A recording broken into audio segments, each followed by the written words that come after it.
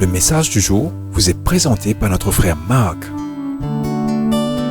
Salut, chers bien-aimés de notre Père Céleste. Ce matin, notre message est « Avoir un cœur qui recherche Dieu ». Bien-aimés, si vous êtes devenu ennuyeux et désintéressé dans votre approche envers le Tout-Puissant, vous pouvez aujourd'hui commencer à cultiver une nouvelle envie pour lui.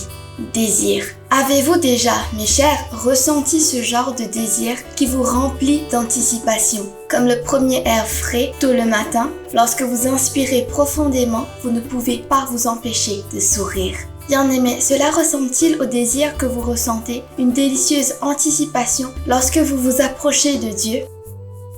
Avez-vous envie de passer du temps avec lui, de communier avec lui et de lui demander de vous instruire?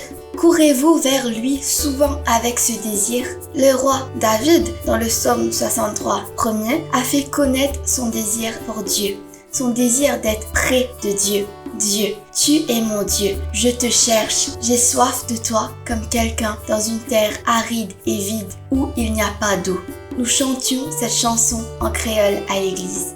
Bien-aimés, peut-être êtes-vous devenu insipide ou apathique. Peut-être vous ne souvenez pas de la dernière fois où vous avez ressenti ce genre de passion pour Dieu.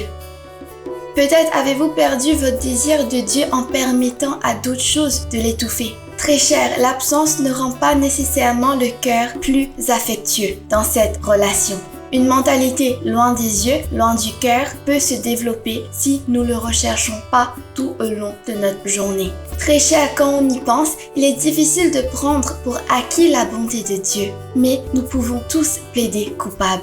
Un manque de gratitude et de contentement à l'égard de ces dispositions peut nous voler notre affection pour Christ.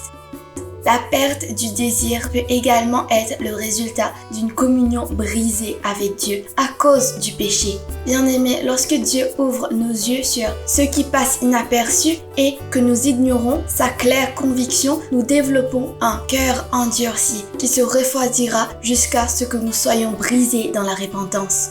Demain, nous continuerons avec ce message. Je vous recommande de lire l'intégralité du psaume 63 et de constater par vous-même à quel point David rechercha et avait besoin de Dieu dans sa vie.